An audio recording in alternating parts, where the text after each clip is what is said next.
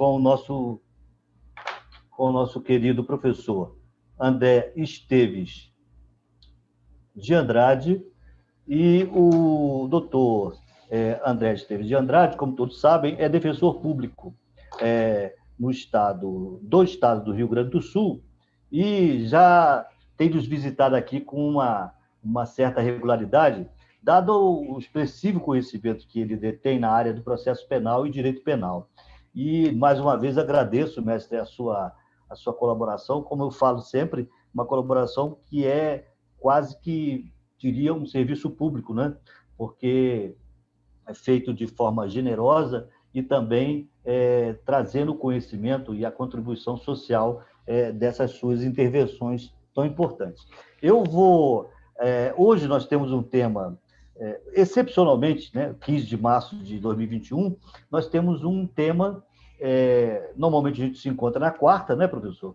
Mas hoje nós resolvemos fazer na segunda, excepcionalmente, por conta da decisão, de várias decisões recentes do Supremo Tribunal Federal, e basicamente aquela decisão que afetou diretamente o ex-presidente Lula, né? Então, o nosso título de hoje é Lula e as recentes decisões do Supremo Tribunal Federal. Então, está aí. Mestre, por favor, fique à vontade, fale o que desejar nessas preliminares, nessas considerações iniciais. Agradeço, Vanderlei. Boa noite a você, boa noite a quem está nos ouvindo aí, que está nos assistindo. É para mim uma honra estar novamente aqui no Direito Presente, porque eu entendo que esse espaço que você está criando, ainda novo, mas cada vez vai tomando maior corpo, ele está realizando uma função muito importante aí de trazer para a população de uma linguagem mais simples e acessível questões de direito aí, de cidadania, inerentes aí à nossa vida aí em comunidade. Então, eu sou um acompanhador do seu programa, desse espaço aqui, e para mim é um orgulho, por isso toda vez que você entra em contato comigo, eu venho de pronto, porque eu sou parceiro seu aí nessa empreitada aí.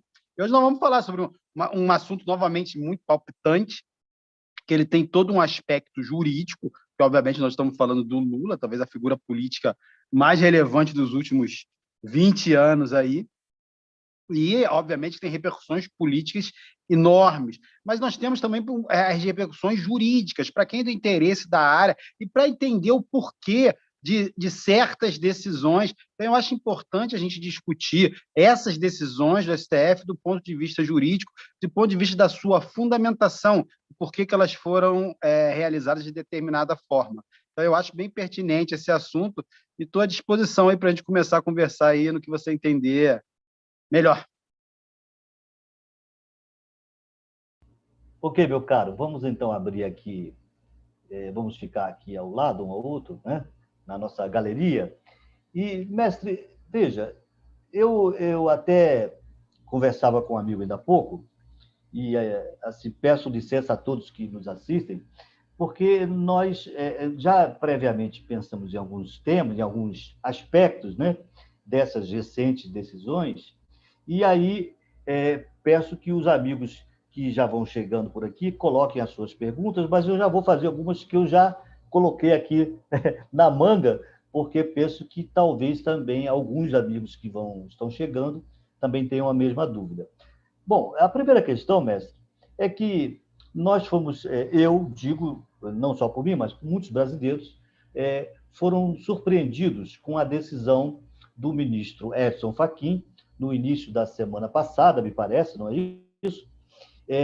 Decidindo que os processos, depois de, eu não sei se 3 ou 4 anos depois, que já havia sido iniciado o julgamento pelo juiz Sérgio Moro, de uma série de processos contra, vamos dizer assim, a linguagem mais simples, contra o ex-presidente Lula.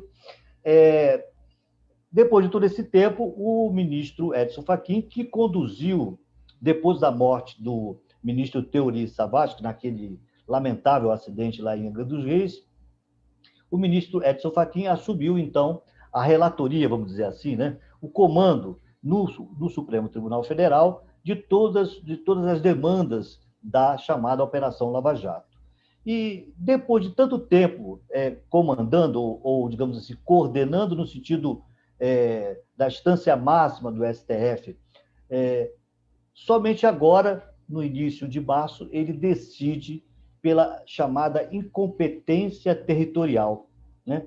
Para dizer que aquele juiz, Sérgio Moro, não era competente para julgar várias ações que estavam com ele, ou foram julgadas por ele, contra o presidente. Então, a primeira pergunta que surgiu para nós, leigos, nessa área penal, na área do direito penal, do processo penal principalmente, é como é que, depois de tanto tempo, né, há uma decisão desse tipo que anula, me parece, o amigo vai poder confirmar isso, porque se realmente vai anular tudo, como é que funciona isso, mas quanto tempo é que efetivamente pode acontecer uma anulação desse tipo por intermédio de uma chamada incompetência territorial? O amigo poderia falar sobre essa questão do tempo, porque fica a preocupação, de repente se julga e depois passa quanto tempo? 10 anos depois, 20 anos depois, enfim. Vanderlei, acho que, primeiro vamos tentar entender essa decisão do ministro Edson Fachin. O que ele decidiu? Ele decidiu que a 13ª Vara da Seção Judiciária da Justiça Federal do Paraná, ela era territorialmente incompetente para julgar os processos do Lula. Para julgar tanto no processo atinente ao triplex, quanto o do sítio no Atibaia, quanto aos dois do Instituto Lula, que seria um imóvel lá e uma doação.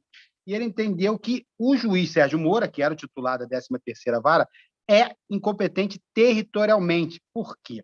Porque o que fixou a competência inicial dessa 13ª Vara, da Seção Judiciária do Estado do Paraná, foi as fraudes com a Petrobras.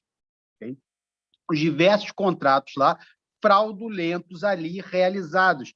E, em decorrência daquilo, que foi originário das investigações que se deu o nome de Lava Jato, a Operação Lava Jato foi fazendo diversas outras investigações ligadas aí a desvio, a fraude político-partidários, e aí se chegou, num determinado momento, a denúncia contra o Lula, nessa ação do triplex, que é o objeto do HC, e nas outras ações.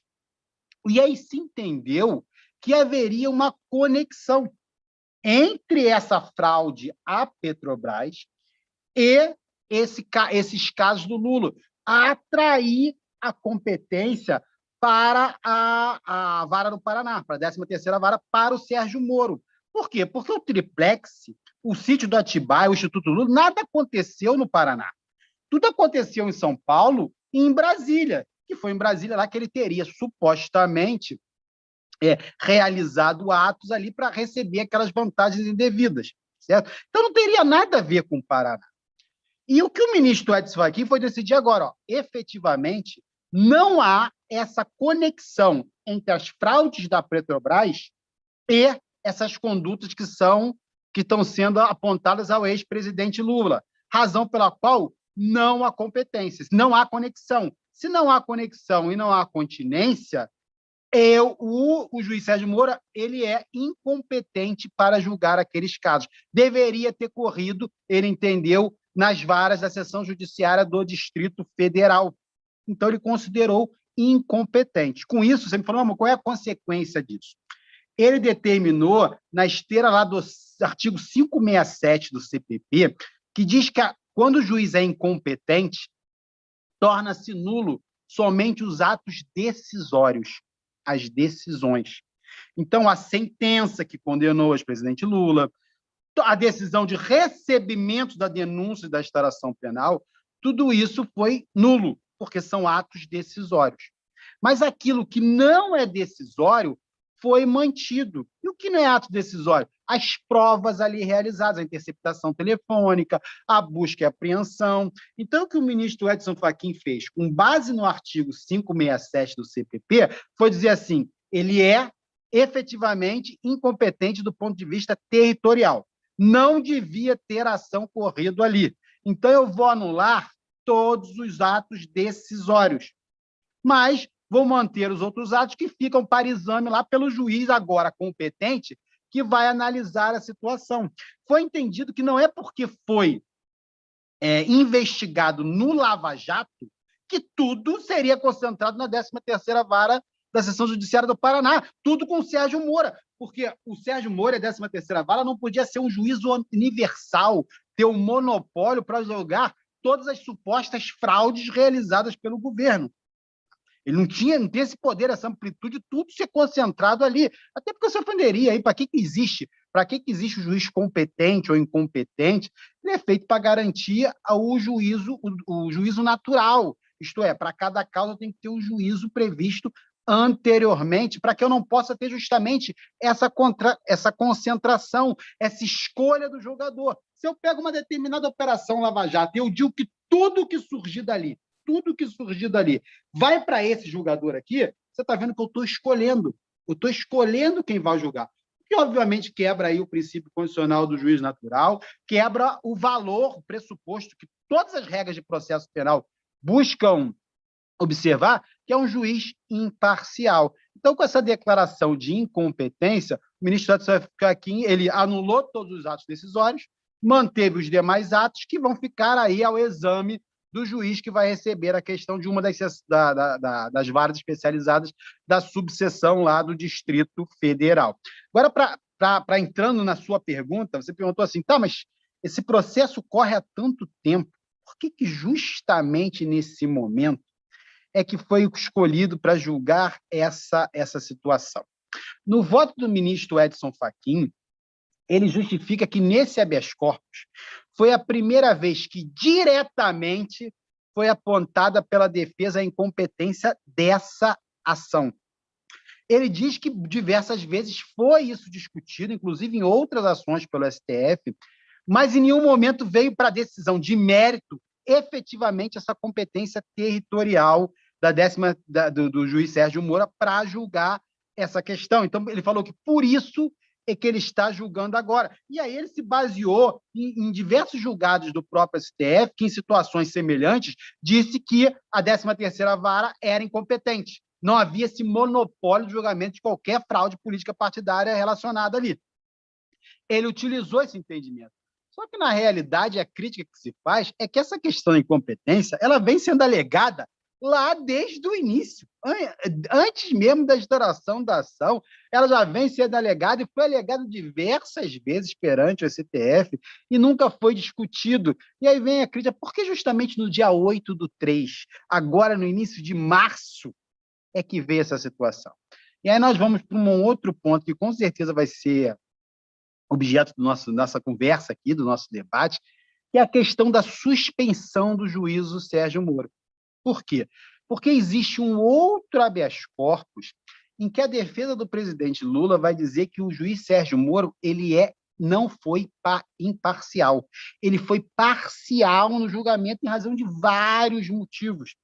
E essa declaração de suspensão ela é baseada em diversos atos do juiz Sérgio Moro no processo, e em diversas interceptações, conversas que foram interceptadas de forma ilegal, se diga, mas foram interceptadas de um grupo no Telegram em que ele tinha diversas conversas com membros do Ministério Público, da Procuradoria, e lá no Intercept Brasil foi dada publicidade a essa comunicação, o que restou evidente dessa comunicação que não havia realmente imparcialidade.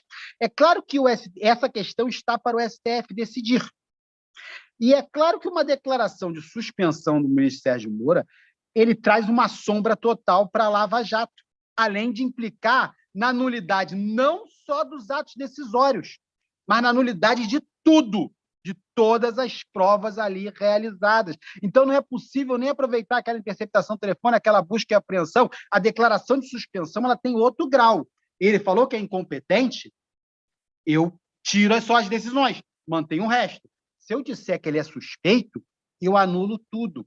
E o ministro Edson Fachin, sabia que o ministro Gilmar Mendes, que é o relator do HC da suspensão, já tinha o voto pronto e o levaria para ser julgado pela segunda turma do STF. E o entendimento é que a suspensão ali vai ser reconhecida. Então, se entendeu que o ministro Fachin, é a crítica que é realizada, que ele tentou se antecipar e trouxe assim, eu vou declarar que ele é incompetente, com isso, eu anulo os atos decisórios, mas mantenho o resto, e evito que seja julgado a suspeição. Inclusive, na decisão do ministro Edson Fachin, ele decretou a perda de objeto de todos os outros habeas corpus, inclusive da suspensão. Então, para evitar que essa questão fosse examinada. Só que isso ele não conseguiu, porque no dia seguinte, na segunda-feira, o ministro Edson Fachin, no dia 8/3, ele deu essa decisão.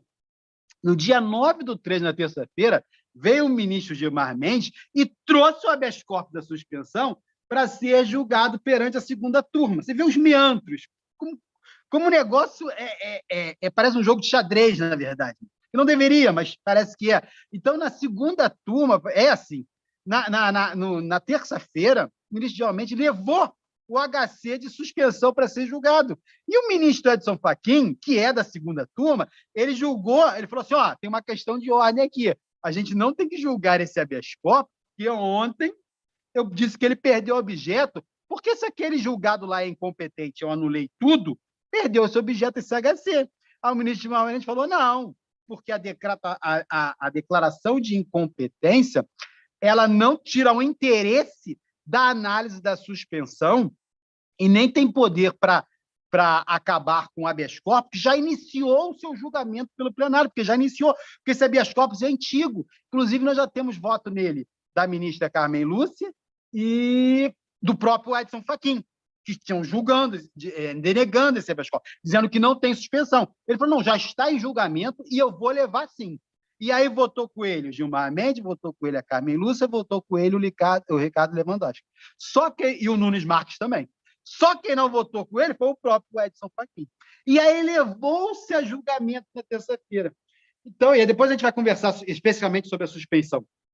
Mas por que desse momento?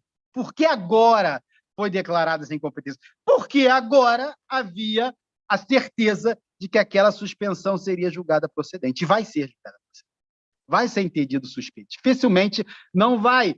E talvez foi uma tentativa de se salvar a Lava Jato, uma tentativa de evitar essa declaração de suspensão. É o que a crítica que se faz da escolha desse momento para se declarar essa incompetência. Mestre, voltando, então agora eu vou colocar aqui para nós ficarmos na galeria. Isso, aqui. Pois é, aí quando o amigo faz essa consideração tão importante, vem outra questão para o leigo, para nós que somos aqui do outro lado, né? E aí eu fiz a pergunta, e a minha preocupação não é somente do caso do ex-presidente Lula, naturalmente. Quando a gente se reúne e bate esse papo e faz essas nossas lives, a nossa intenção sempre é atingir o público naquilo que traz o interesse coletivo, né? Claro que a decisão em relação a um ex-presidente que tem uma importância política inegável, né? Claro que tem também uma importância de repercussão na vida de todos os brasileiros, né? Tanto é verdade que isso gerou uma movimentação política que todo mundo está observando do dia 8 para cá, não é? Não só no governo atual, mas também digamos assim, nos apoiadores, enfim, esse conjunto político houve uma movimentação que a gente não pode negar isso. Bom, mas aí vem quando a gente pensa nisso, tem uma repercussão, sim, a questão do Lula, mas aí a gente traz também essa questão do impedimento não, da suspeição e da incompetência, e aí eu vou falar agora do impedimento, vou perguntar do impedimento, eu fico imaginando, a gente conversou isso até um pouco antes, lá nos rincões do interior do Mato Grosso, no interior do Rio Grande do Sul, no interior do Rio de Janeiro, ou nessas comarcas, né, em que só tem um juiz, me corrija-se, né? Eu sei que me parece que não é isso, mas tem uma comarca lá no interior em que tem aquele juiz, e aquele juiz está julgando uma pessoa que mora naquele município, e a pessoa entende que aquele juiz é suspeito, está impedido de alguma maneira, mas ele mora naquele município e só tem aquele juiz. Então, a pergunta que eu deixo aqui, a primeira pergunta é essa. como é que eu posso, não digo me livrar, como é que eu posso arguir se só tenho aquele juiz naquele território? Professor, nessa situação, até mesmo nessa situação, quando você tem apenas um magistrado na comarca, na cidade, há a previsão pelo Tribunal de Justiça do juízo tabelar. O que é o juízo tabelar? É aquele indivíduo, eu não sei, Vanderlei, se ainda está passando, se deu algum problema aí. Mudou para mim a tela aqui, ó. Tá me ouvindo, Vanderlei?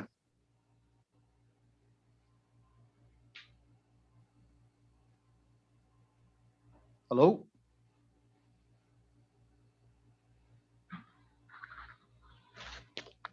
Professor, não sei se você está me ouvindo, mas eu não estou te ouvindo, não. Acho que deu algum problema aí. Me perdoe, eu perdi o vídeo, e aí é por isso que. Mas eu estou aqui. Pois não, deixa eu só abrir para nós dois aqui. Perdoe aos nossos amigos, mas vamos lá, voltamos. Posso continuar? Pode, claro, perdão. Então, há a previsão desse juiz tabelar, que é justamente que ele vai funcionar no impedimento, na suspensão daquele juiz, tá? Então, vai ser um juiz de uma cidade próxima, de uma comarca próxima, e não poderia deixar de ser assim, professor, por quê? Porque o valor mais importante do processo penal, sem dúvida, primeiro, quando você pensa em processo penal, você vai pensar num juiz imparcial. O juiz natural, ele visa garantir o quê? É um juiz imparcial. A proibição ao tribunal de exceção, ele visa garantir o quê? Um juiz imparcial. O que é um juiz imparcial? Não confundir com um juiz neutro. Todos nós, seres humanos, nós temos nossa vida, nossas vivências, nossas experiências. É claro que nós temos opiniões. Você não pode que o indivíduo seja absolutamente neutro. Isso não existe, a neutralidade não existe. Mas a imparcialidade é quando você tem um julgador que ele está equidistante do interesse das partes. Ele está na mesma distância, ele vai receber aquilo fresco, sem ideias preconcebidas, sem estar de antemão já mais próximo de uma causa. Ele é o imparcial. Por isso é tão importante o sistema acusatório. Quando se fala muito em sistema acusatório, a diferenciação, não só no início do processo, não na sua instauração, mas em todo o procedimento, a diferenciação da função de acusar da função de julgar, e daí nasce o fundamento da existência do Ministério Público. Por quê? Porque a história demonstra que naquele procedimento inquisitório, em que você mistura as figuras de julgador com aquele de acusador, você acaba com a possibilidade de você ter um julgamento imparcial. Porque a partir do momento que você tem um juiz que ele tem interesse para um lado da questão e ele busca provas para confirmar aquela hipótese inicial, ele já está mais próximo de admitir que aquela hipótese existe, tanto que ele busca provas para isso. É diferente daquele juiz inerte, que ele recebe as provas e ele analisa de forma fresca. Isso é imparcialidade. Então, claramente, que seja em qual esfera for, seja numa comarca pequena do interior, seja na seção judiciária de Curitiba, seja em qualquer lugar, para ter um juiz que tem a hipótese de impedimento ou suspensão, se ele está mais próximo de uma das partes, seja por qual motivo for, ele tem que ser afastado e não pode dar margem ao julgamento. Tá?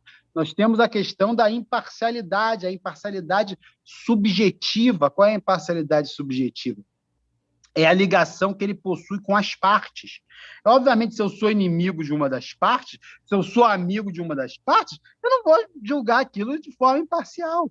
Nós temos a imparcialidade objetiva, que é com o objeto do processo. Se eu estou sendo julgado e apontado, acusado de o mesmo fato que eu estou sendo, que eu tenho que julgar aqui, é claro que eu não sou imparcial para julgar ele, porque eu tenho interesse. Então, se eu tenho interesse, eu não posso ser o julgador, eu não posso ser imparcial. Então, por isso que existem essas regras de impedimento e suspensão. E tem mais, tá? De acordo com julgamentos aí dos tribunais europeus de direitos humanos, que foi citado, inclusive, pelas decisões, o ministro Lewandowski, ele trouxe esse raciocínio, ele entende que não basta que eu seja imparcial, eu tenho que parecer imparcial aos olhos do jurisdicionado, para que aquela minha decisão tenha confiança, tenha respeitabilidade. E nesse caso aí, por que se diz que, não, que ele é suspeito, o ministro Sérgio Moro é suspeito? Porque são apontados diversos motivos no qual evidencia um atuar que ele não está atrelado àquele juiz imparcial, que não procede de ofício, que ele espera a iniciativa das partes e analisa com imparcialidade. Não, em muitos momentos se demonstrou ali que ele havia interesse naquele processo, que diversos atos que evidenciaram essa ausência de imparcialidade. E por isso que a gente falou do julgamento que iniciou na terça-feira. Nesse habeas corpus que se pede a suspensão, nós já temos 2 votos já antigos da ministra Carmen Lúcia e do ministro Edson Fachin negando, dizendo que não há, na verdade, dizendo que não vai alegar, não vai analisar aquela situação em sede de habeas corpus, uma vez que não seria o momento cabível, não seria o instrumento cabível para tanto. Teria que ter sido numa exceção de suspensão que há previsto lá no CPP. Mas aí nós já temos 2 outros votos que foram dados aqui na terça-feira, no dia 12, que é do ministro Gilmar Mendes e do ministro Ricardo Lewandowski. E ambos entenderam que o habeas corpus é cabível para... Nós tivemos aqui uma live conversando sobre habeas corpus, e ele tutela tanto a liberdade do ponto de vista direto como indireto. Então, se entendeu-se nesses votos que é cabível o habeas corpus aqui, sim, uma vez que o habeas corpus é aquele remédio constitucional utilizado para aquela ilegalidade que pode levar à restrição da prisão. E ele entendeu nesse habeas corpus, nesses 2 votos aí, que haveria, sim, suspensão, a gente até pode conversar depois, e tem diversos motivos, é bem fundamentado do porquê ter essa suspensão. E agora o que vai acontecer? O ministro Nunes Marques, que é o 5º membro, 2 votos a favor, 2 votos que não vai ser decretada a suspensão. 2 votos pela suspensão. Ministro Nunes Marques pediu vista. E aí nós temos uma outra situação. A ministra Carmen Lúcia, ela já disse que ela vai dar outro voto. Então, já é um indicativo que ela vai mudar ali o voto que ela tinha dado anteriormente. Então, tudo leva a crer que essa suspensão vai ser decretada, o que justifica o atuar do ministro Edson Fachin de tentar evitar o julgamento desse habeas corpus. Mestre, voltando aqui à nossa galeria, bom, aí surge o leigo, eu vou fazer um comentário breve, mas o leigo, ele é danado. O que acontece? Quando o especialista fala uma coisa, o leigo já começa a anotar um monte de historinha e já começa a botar coisas na cabeça assim, eu vou perguntar uma outra coisa. E é o que acontece, né? Então, a partir dessas suas observações, eu gostaria de aproveitar, de tratar exatamente dessas questões, dessa sua informação, que eu achei interessantíssima. A incompetência decidida, ela atingiria os atos decisórios, né? Aí veio a pergunta do leigo. Quando eu peço para que se produza determinada prova e o juiz defere esse meu pedido, isso não é um ato decisório? Ou a leitura do ato decisório seria só o ato sentencial, o ato de rejeitar um embargo? Enfim, fica a dúvida, porque fora a questão da suspeição, quer dizer, a suspeição, a gente estaria aqui, o mestre já colocou, tem tudo a ver com a atuação indevida do magistrado, né? A gente está falando aqui do magistrado. Então, a atuação indevida, quando ele não é inerte, quando ele não é parcial, quando ele não é imparcial, quando ele assume papel que não é dele, um papel acusatório, quando, na verdade, ele deve ter uma posição equidistante. Então, isso tudo versa pela questão da suspeição. Mas aí, quando a gente fala que a incompetência irá, como lá o ministro já alegou, irá suplantar apenas os atos decisórios, fica a minha dúvida de leigo, quando fala assim, não, de repente vamos aproveitar as provas. Mas se essas provas foram autorizadas por esse mesmo juiz incompetente, de certa forma, essa decisão, esse despacho do juiz dizendo providencie tal prova, quebre o sigilo telefônico disso, faça não sei o quê, de certa forma também não deveriam ser anuladas? Professor Vanderlei, de leigo você não tem nada, né? Mas eu sei que você está fazendo papel aí em prol de quem está assistindo a gente. Mas o que acontece, assim, você tem total razão. Realmente, quando o juiz defere uma interceptação telefônica, ele está fazendo um juízo ali decisório, obviamente, com base lá na Lei 9296. Ele tem cunho decisório. Quando ele determina o mandado de busca e apreensão, tem cunho decisório. Justamente o juiz, na fase de investigação, ele atua como um garantidor ali. De toda vez que eu tenho que realizar uma prova, que ela vai um ato, que ele vai atingir uma garantia, um direito fundamental, eu preciso da reserva de jurisdição para o juiz funcionar ali como um guardião daquele direito, daquela garantia, para verificar no caso concreto e decidir se é fundamentado a ofensa àquele direito fundamental. No caso da interceptação telefônica, eu tenho o direito fundamental à intimidade. Então, ele decide, nesse caso concreto aqui, está fundamentado, é razoável eu mitigar o direito do investigado à intimidade a fim de realizar prova de persecução penal de interesse da coletividade? É esse juízo que ele faz. E, obviamente, tem que ter decisões. Só que essas são decisões tomadas na fase pré-processual, na fase de inquérito, na fase de investigação, não é durante o processo. O entendimento que os atos realizados durante o processo, eles são meras irregularidades. Então, ele não entraria nesse conceito de ato decisório durante o processo, que é após o recebimento da denúncia. Então, por isso que ele se manteria. Mas é interessante, efetivamente, o raciocínio. Se eu pensar que ele era incompetente para o processo, ele é incompetente também para a investigação, certo? Mas não é o que prevalece. Perfeito, mestre. Eu vou abrir aqui para nós continuarmos no nosso.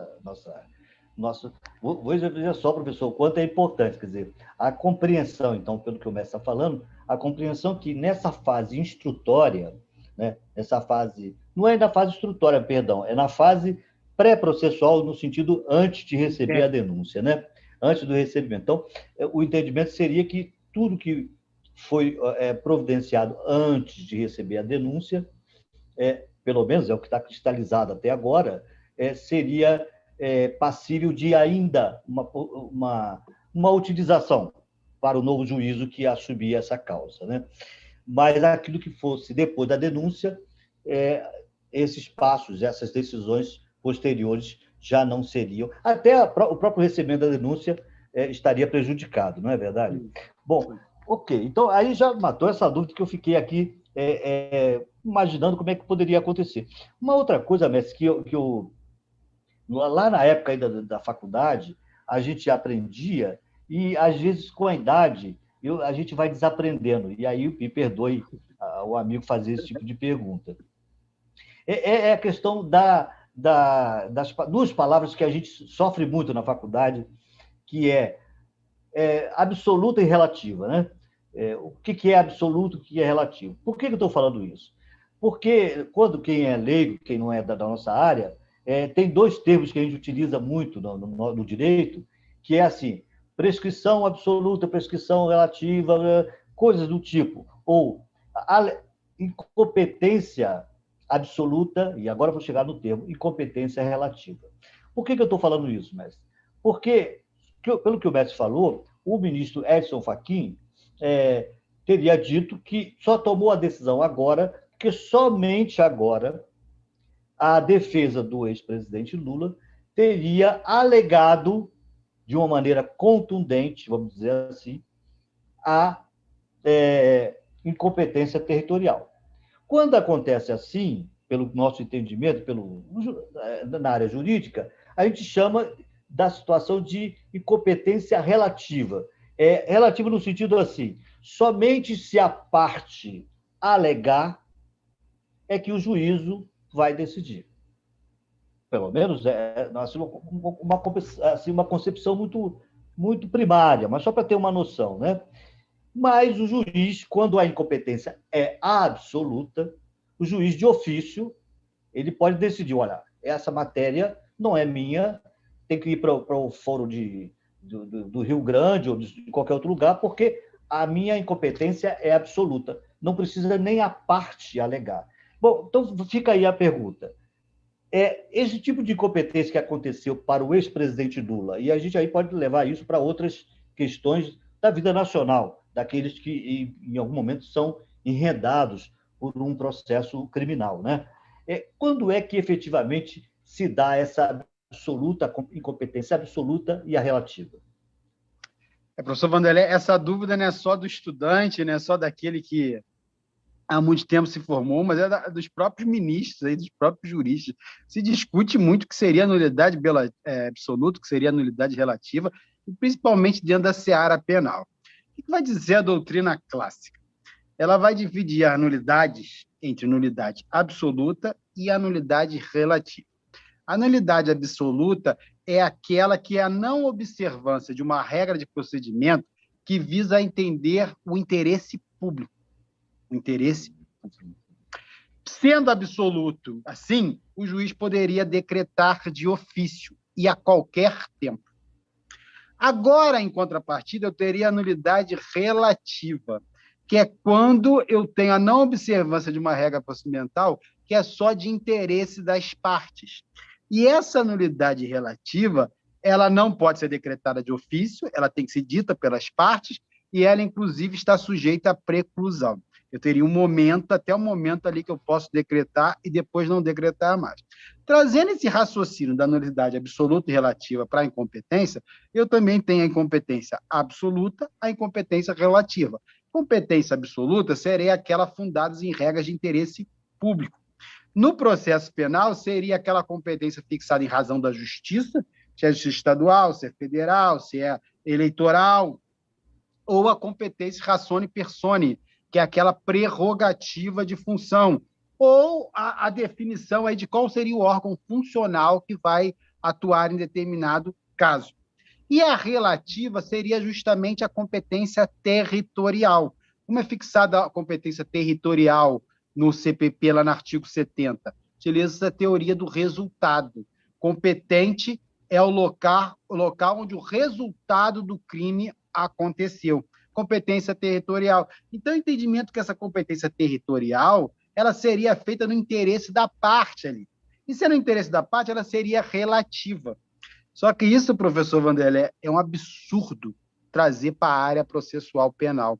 Porque isso serve muito lá para o processo civil, onde se discute bem, se discute dinheiro, se discute outras coisas, e realmente lá há o princípio do dispositivo, o indivíduo pode ou não se utilizar daquele expediente, realmente lá existem regras que são feitas somente para o interesse das partes, privado delas.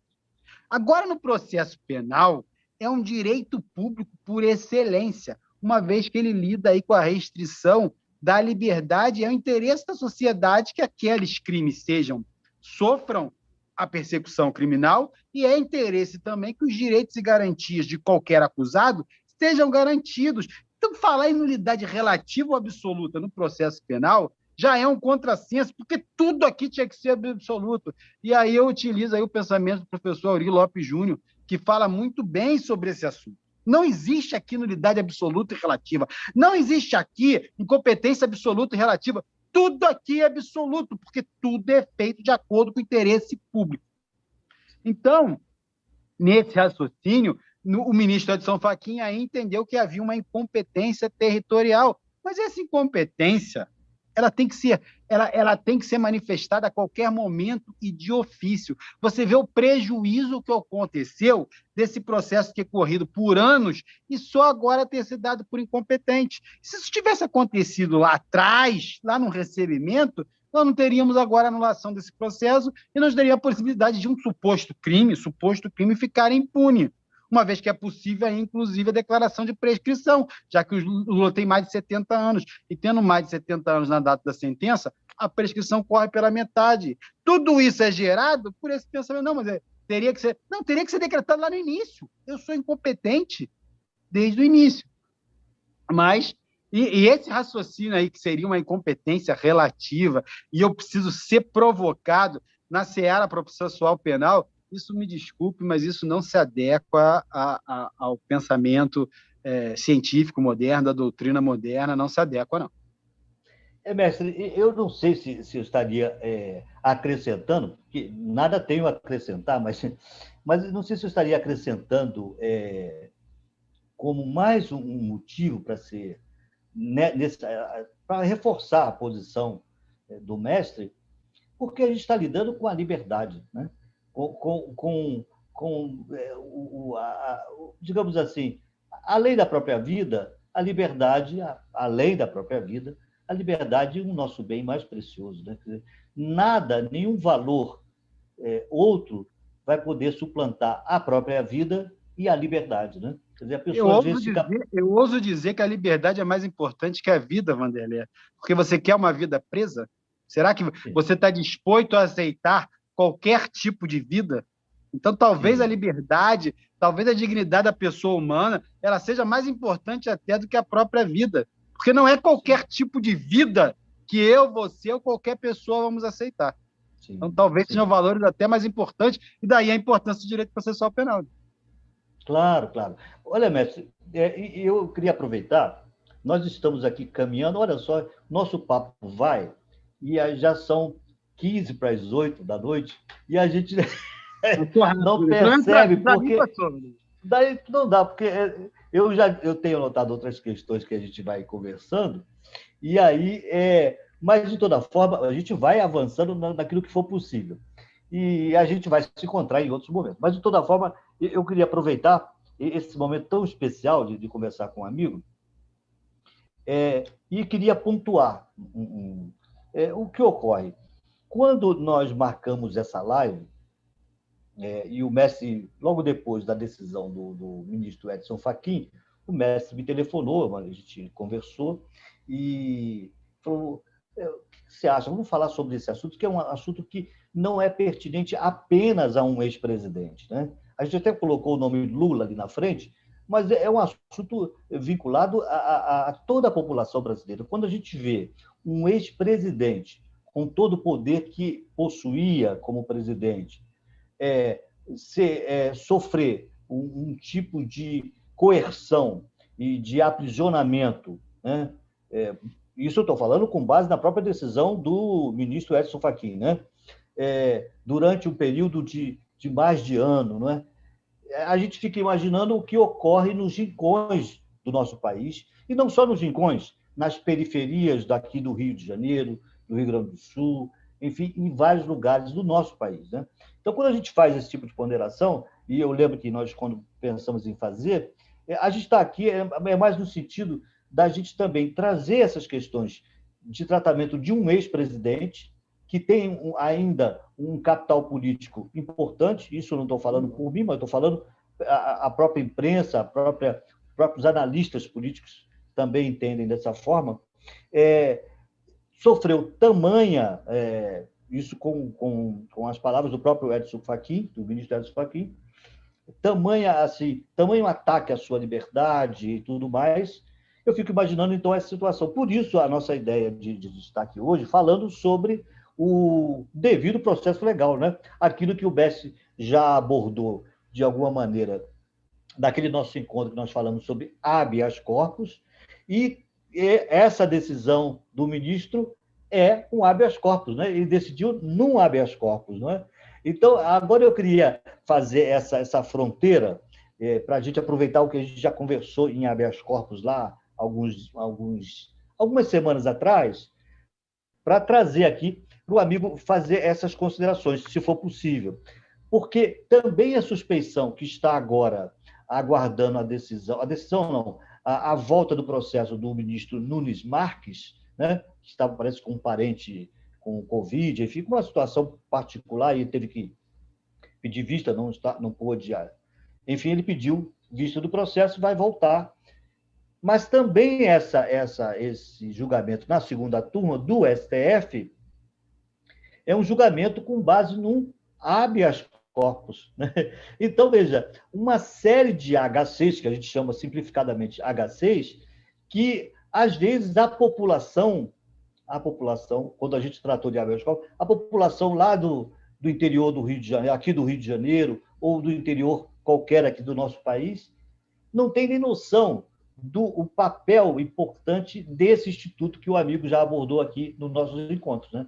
Quer dizer, porque a gente fica pensando no HC apenas aquele habeas corpus inicial. Alguém foi preso porque furtou uma caneta, e aí a gente vai lá, entra com habeas corpus, etc. Mas ele é um instituto que, se o amigo puder comentar mais alguma coisa, e certamente terá como fazer isso, como é que é isso? Quer dizer, como é que um procedimento, digamos assim, um aplicativo, né, jurídico tão utilizado, como é que se dá isso? Como é que funciona? Porque tanto para um caso da incompetência foi utilizado agora para esse caso da suspeição, e provavelmente, eu não sei, se vai poder ser utilizado na questão desse tal de spoof, não sei, essa questão do Telegram, né, das provas lícitas e ilícitas. Enfim, por favor. Eu sou apaixonado pelo habeas corpus, professor, porque, para mim, o habeas corpus é como um antídoto à ilegalidade que possa levar à perda da liberdade. Na verdade, é isso que o habeas corpus é. É o instrumento mais democrático que existe. Você vê bem, qualquer pessoa pode impetrar um advogado. Não é necessário ser advogado. Não é necessário ter capacidade postulatória. Qualquer pessoa pode impetrar habeas corpus. Não existe forma determinada. Eu posso pegar aqui um pedaço de papel e escrever à mão e enviar para o tribunal, para o juiz, que ele é obrigado a autuar e é obrigado a examinar. E tu vê que instrumento perfeito, maravilhoso, que existe ao alcance do cidadão. Qualquer um que tiver sua liberdade diretamente ou indiretamente atingida, ainda que potencialmente, nós conversamos sobre isso, né, no habeas corpus preventivo, salvo-conduto, ele pode utilizar desse remédio constitucional. E é claro que se utiliza no direito brasileiro muito, talvez em muitas vezes, talvez em excesso, esse habeas corpus. Mas são tantas ilegalidades e tanto desrespeito à forma do processo penal, ao devido processo legal, eu acredito muitas vezes que se justifica esse abuso. Às vezes eu concordo que é um abuso. Todo direito ele tem que ser exercido de forma adequada. Todo direito ele pode se tornar um abuso. Mas o problema do direito para o processo penal brasileiro é se trazer essas ideias do cível, do processo civil, de nulidade absoluta, de nulidade relativa, de incompetência absoluta. A ideia de que aquela forma expressa pelo legislador no rito, ela é uma mera recomendação. Você vê, até pouco tempo atrás ainda se diz que o artigo 226, que fala do reconhecimento, tem que botar o indivíduo do lado do outro, pessoas parecidas, que ele tem que descrever antes, seria uma mera recomendação do legislador. Então, como é que você pode colocar numa decisão que a lei, eu tenho o devido processo legal, então a lei diz para você assim, faz assim, e aí eu não faço, e falando isso aqui é uma mera recomendação. Isso para mim é um absurdo do absurdo. Então, e por que isso tudo? Porque ele vai gerar situações de ilegalidade. Você disse bem, professor. Nós temos um ex-presidente, capital político enorme, que ficou 1 ano e tanto preso num processo que foi anulado. Ele era ilegal. Que vai ser reconhecido pelo STF que ele foi proferido por um juiz suspeito, que tinha interesse na causa. Quem vai devolver esse 1 ano e pouco ao Lula? Quem vai devolver o direito dele de ele ter concorrido à eleição que ele achava que vai ter? Não adianta essa declaração de nulidade, você não tem como pagar, você não tem que voltar para trás. Isso acontece com o presidente, acontece com todo mundo, e pode acontecer comigo, e pode acontecer contigo. Eu já peguei um caso em Caxias do Sul, aqui, que é os indivíduos que estavam sendo acusados de homicídio, tá? De homicídio, uns contra os outros, na verdade. Eles tinham atirados um contra os outros, era tudo tentativa de homicídio. Quando eu cheguei para fazer esse júri, eles estavam presos há 5 anos. 5 anos preso preventivamente. 5 anos. Eu cheguei para fazer o júri e acabou aqueles júris absolvidos. Não foram eles. Não teve aquele fato. Eles foram absolvidos. Só que os caras estão presos há 5 anos. E aí, como é que você paga aqueles 5 anos? Tu vê essa incompetência relativa do Lula. Você chega e diz assim, não, eu examinei até agora porque não me foi pedido. Porque ninguém pediu. E é relativa. Meu amigo, ele ficou preso 1 ano e meio. Será que alguém precisa pedir para dizer que isso é legal? Você está restringindo a liberdade dele? Isso acontece com Lula, acontece comigo, acontece contigo, acontece com qualquer pessoa. Então, essas garantias, esses direitos fundamentais, eles não servem para proteger o bandido. Ele não serve, não, tutela o bandido, não serve para proteger todo mundo, a mim, você, dessas situações que acontecem o tempo todo. Você vai dizer para mim, o Lula fez ou não fez? Eu não sei, não é isso que está na análise. O que está na análise é que existe um devido processo legal e ele tem que ser seguido. Contigo, com o presidente, com o Daniel Silveira, com o ministro do STF, com qualquer pessoa. Isso é uma garantia de civilidade, uma garantia que nós vivemos efetivamente num Estado democrático de direito. Então, por isso me dói muito, porque gera injustiça você trazer institutos do Código de Processo Civil de forma impensada o processo penal, que é totalmente diferente, é totalmente divergente. Mestre, veja, eu vou aqui abrir de novo para a gente ficar aqui ao lado. Eu fico curioso de perguntar outras coisas, mas vamos aproveitar. Ainda tem mais alguns minutinhos. Vai aproveitar. A gente vai aproveitando. Você sabe que é uma coisa, mestre? Aqui, quando a gente fala que um ex-presidente sofreu essa. A gente apenas está repetindo, apesar de ter uma posição pessoal, eu estou apenas repetindo o que está na própria decisão do ministro Edson Fachin, que depois de alguns anos acaba decidindo pela incompetência territorial e lá no texto ele acaba também, até para fundamentar o seu voto, ele acaba falando dessa injustiça, etc. e tal, e aí decide pela incompetência.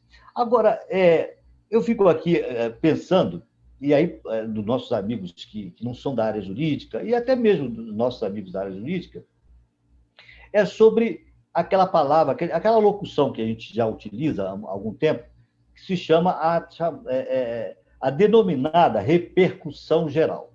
Né? Porque, claro que, de uma maneira assim, bastante leiga, quando a gente fala repercussão geral, claro, repercute de forma coletiva. Né?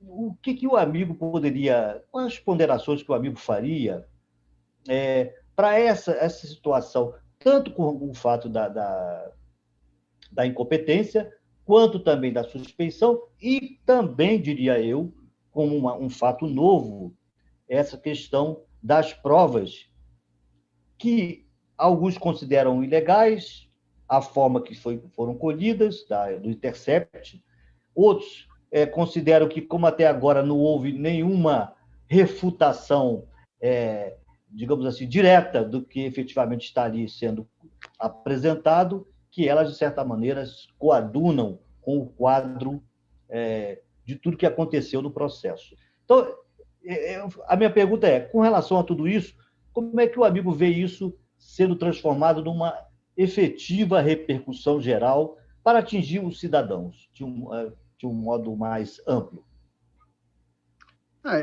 Eu acho que é importantíssimo esse tipo de decisão, porque ele acaba gerando uma observância maior dos próprios magistraturas, do magistrado de toda a cidade, da questão da sua suspensão, da questão da sua imparcialidade. Não tenha dúvida que, após todo esse episódio, todo magistrado vai observar melhor: eu estou agindo de forma imparcial, e não só agindo de forma pessoal, eu estou parecendo que estou agindo de forma parcial. A observância maior ao Código de Ética da Magistratura, que foi editado há pouco pelo CNJ, que justamente exige essa imparcialidade. Há uma preocupação maior desses próprios órgãos regulatórios, do Legislativo ou do próprio CNJ aí, de regulamentar essa questão e obrigar que os juízes ajam de forma efetivamente imparcial, não só subjetivamente, mas de forma até estética, que pareça aos olhos da comunidade que ele está agindo de forma efetivamente parcial. É claro que tem um efeito aí extra-processo, um efeito erga omnes, e essa decisão da questão da suspensão da competência territorial também, com certeza. Então, embora diga-se respeito a figuras públicas, a amplitude da discussão, obviamente que todo mundo no Brasil inteiro está discutindo essa decisão do Lula e do STF, se fala, e os órgãos, o judiciário, nas salas de audiência, é o assunto do momento, e tudo isso tem efeito que pode, e efeitos benéficos, inclusive, para qualquer pessoa, de ter, se eu for julgado, eu vou ser julgado por um juiz imparcial, não vai ser o meu inimigo, não vai ser o indivíduo. Por exemplo, vamos pensar na esfera municipal. Na esfera municipal, as esferas eleitorais, elas são muito ferrenhas, porque elas são muito próximas. Então, eu posso ter um inimigo eleitoral que visa me retirar do jogo e utiliza o direito penal para tanto. Então, hoje em dia, não é bem assim. Se aconteceu lá com Sérgio Moro não pode acontecer com a gente. E essa questão do intercept é muito interessante, se a prova é lícita, se não é. Primeiro, um negócio que a gente não falou quanto à competência, tá? O ministro Edson Fachin, ele pessoalmente, ele entende que o ministro Sérgio Moro era competente.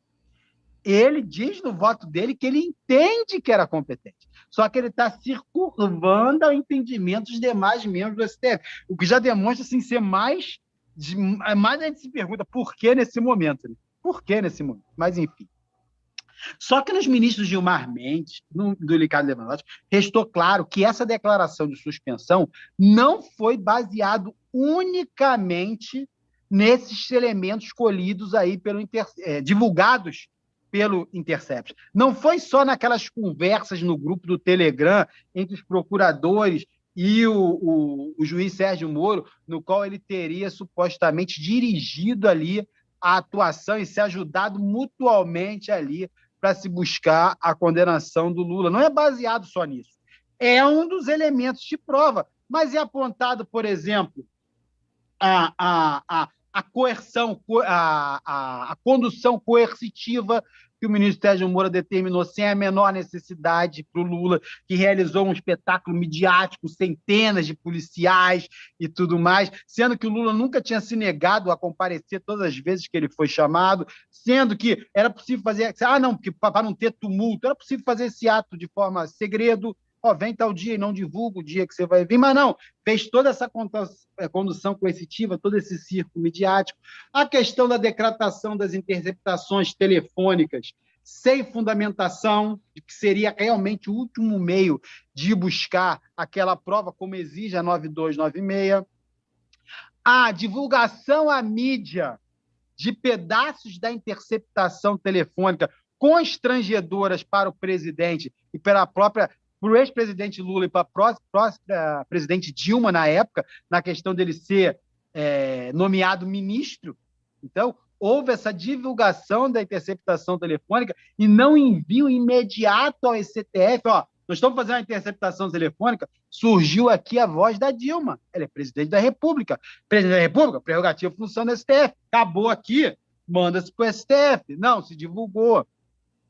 Entre outros atos ali realizados que indicam que haveria o fato dele depois ser aceitado ser ministro da Justiça, do próprio Bolsonaro. Então, toda uma série de situações ali que se juntam aquilo colhido para o Intercept para dizer que realmente ele não estava, ele tinha interesse ali político naquela decisão, sem dúvida nenhuma, segundo o entender do ministro Gilmar Mendes e do Ricardo Lewandowski. E essa prova, ela é ilícita? Esse material divulgado pelo Intercept? É. Porque foi um grupo de hacker que hackeou lá o celular do Sérgio Moro e dos outros procuradores e teve acesso àquelas mensagens do Telegram que elas é um grupo restrito. Não houve autorização legal para fazer isso. Então, é uma prova ilícita? É.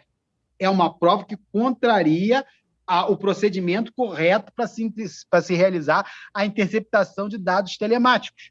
Eu tenho que ter uma decisão judicial fundamentada com vários requisitos. Não foi observado. É ilícito? É. Inclusive, já foram condenados os hackers que realizaram isso. Só que essa prova ilícita, ela não pode ser utilizada como uma condenação criminal.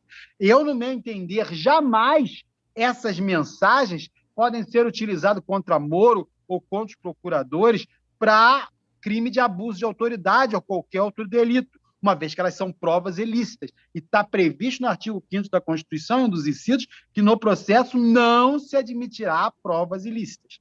Só que aqui, nesse caso, eu não estou utilizando ele para condenar ninguém. Eu não estou utilizando ele com cunho criminal. Eu estou utilizando ele ao contrário, eu estou utilizando para absolver. E nessa situação, não há qualquer vedação à utilização da prova, uma vez que é absolutamente ilógico você dizer assim, não, eu vou botar esse indivíduo na cadeia, vou prender ele, porque essa prova aqui, ó, que ele é inocente, ele advém de uma interceptação telefônica ilegal. É óbvio que não. Eu vou punir quem fez a interceptação telefônica ilegal, mas eu vou utilizar ali, até porque no processo penal nós temos o favor rei, nós temos o indúbio pro réu. Então, nós estamos tutelando ali o direito à liberdade. Então, além de que essa suspensão não baseou somente no material colhido lá do grupo do Telegram, e como esse material colhido no Telegram, embora seja ilícito, não há qualquer problema em se utilizar a favor do réu. O que eu não posso utilizar é para criminalizar. Eu não posso utilizar ele para criminalizar o Moro ou qualquer outro procurador ali. Sei se respondi, Vanderlei, era isso? Mestre, claro que sim. Mestre, veja, a gente já está aqui nos finalmente, mas eu vou aproveitar, só vou fazer já um convite. É um convite. É porque eu acho que esse tipo de pergunta delongaria uma resposta. Se o amigo quiser fazer alguma ponderação rápida, tudo bem. Mas é porque me veio aqui e depois fiquei assim, relutando. Vou levar logo à questão. É o seguinte, houve um prejuízo, a partir dessa decisão, se confirmada pelo plenário do STF, o processo inicia-se no Distrito Federal, com os juízes que forem sorteados, decidindo se as provas valerão ou não valerão, etc. Mas o processo, pelo menos até a denúncia, vai ser, quer dizer, do final dele até a denúncia, vai ficar anulado por conta da incompetência declarada, se o plenário confirmar. Mas aí veio a pergunta, o mestre já tinha feito a pergunta. O indivíduo fica preso 5 anos, o caso daqueles 2 lá do interior, que o mestre trouxe como exemplo. O ex-presidente da República fica preso mais de 1 ano. Muitos pelo Brasil afora ficam presos um tempo X, e depois se chega à conclusão que aquele processo foi mal conduzido, enfim, e a pessoa então é solta e nada acontece além da própria soltura, e a pessoa perdeu lá todo o seu tempo. Uma coisa é, de repente, a pessoa ir buscar, junto ao Estado brasileiro, uma reparação qualquer que nunca vai reparar, né? Talvez seja uma compensação mínima, porque também não vai compensar 100% a sua ausência de liberdade. Também caberia no caso do ex-presidente e de tantos brasileiros que sofreram ou estão sofrendo esse tipo de constrangimento e de perda de liberdade. Mas aí eu trouxe uma outra questão, gostaria de trazer, de repente, para uma próxima live. E aí eu gostaria de fazer o convite aqui ao vivo, porque o amigo, como tem um trânsito com outros amigos da área, também administrativa e da área eleitoral, eu fico aqui, faço uma pergunta, fica aqui de repente a pergunta. O país, por conta dessa decisão de um juiz incompetente, considerado pelo ministro Edson Fachin, teve, lá no mês de agosto de 2018, apesar do relator da Comissão de Direitos Humanos da ONU decidir que ele deveria ser candidato em 2018, o ex-presidente Lula poderia ser candidato, segundo a ONU, e se lá já tivesse sido declarada a incompetência, ele não seria réu de segunda instância, não estaria preso e poderia ter se candidatado efetivamente e ter concorrido no pleito de outubro de 2018. Isso não ocorreu. Quem ganhou as eleições oficialmente foi esse presidente que está aí. O Brasil teve uma série de contrariedades em relação a políticas governamentais, cada um tem, mas a gente tem isso claramente, não preciso dizer, todos sabem. E aí fica a questão, quer dizer, quando o indivíduo fica preso 3, 4 anos, 1 ano e meio, um dia que seja, ele vai lá e busca a reparação. Agora, o Estado brasileiro, se essa incompetência foi efetivamente declarada, o Estado brasileiro teve negada a possibilidade de eleger uma determinada pessoa que, por conta de uma incompetência que não foi declarada anteriormente, não pôde participar do pleito de 2018. Se quiser trazer algumas palavras, fique à vontade. Mas eu gostaria muito de tratar depois esse tema com outros amigos da área eleitoral, até porque é um tema muito caro, como o Messi mesmo sabe, né? Porque aí é o Estado brasileiro que foi catapultado, foi levado à situação que a gente vive hoje, em boa parte, não porque ele teria sido eleito ou não, o ex-presidente Lula, mas foi negada essa possibilidade. E aí, digo aqui de passagem, tem que fazer um reparo. O ministro Edson Fachin, na ocasião, lá no TSE, foi o único ministro que votou a favor, por incrível que pareça, foi o único ministro que votou a favor do ex-presidente Lula concorrer com base na recomendação da Comissão de Direitos Humanos da ONU. Foi o único, né? E, enfim, e estava com ele, de repente, a questão da incompetência. Por favor. O ministro Edson Fachin é um baita ministro, na minha opinião. Eu gosto bastante das decisões. Sim. São decisões fundamentadas, são bons votos, eu aprendo bastante. É que todo mundo tem... o STF, ele vive um jogo político, né? E nós vivemos num momento polarizado. Mas quanto a essa questão que você traz aí, eu justamente daria uma live inteira para conversar sobre isso. Mas só para deixar aí no ar, assim, você pensa assim, o indivíduo ele perdeu a chance, vamos para aquela teoria da perda de uma chance, como é que é tratado isso no processo civil, no direito civil lá? Se eu vou realizar um concurso público, e aí eu vou lá realizar o concurso público, em razão meu avião atrasa e eu não pude chegar lá a tempo de fazer o concurso público. Eu vou indenizar a companhia dizendo só, eu perdi a chance de concorrer ao cargo público que eu queria. Eu estou estudando há 2 anos para essa danada dessa prova, e agora você vai lá e, por causa de um atraso na companhia, eu não pude fazer a prova. Então, entra aí a indenização pela... Eu tinha certeza que eu seria admitido para aquele cargo? Não, não tenho. Mas eu perdi a chance de ser. Então, eu tenho que ser indenizado pela perda dessa chance. Nesse caso concreto aí, olha o tamanho da perda dessa chance, né? Era muito grande, ele poderia... Sem entrar essa decisão está certo ou errado, que eu não quero entrar na questão política, mas a perda da chance de ser novamente presidente da República.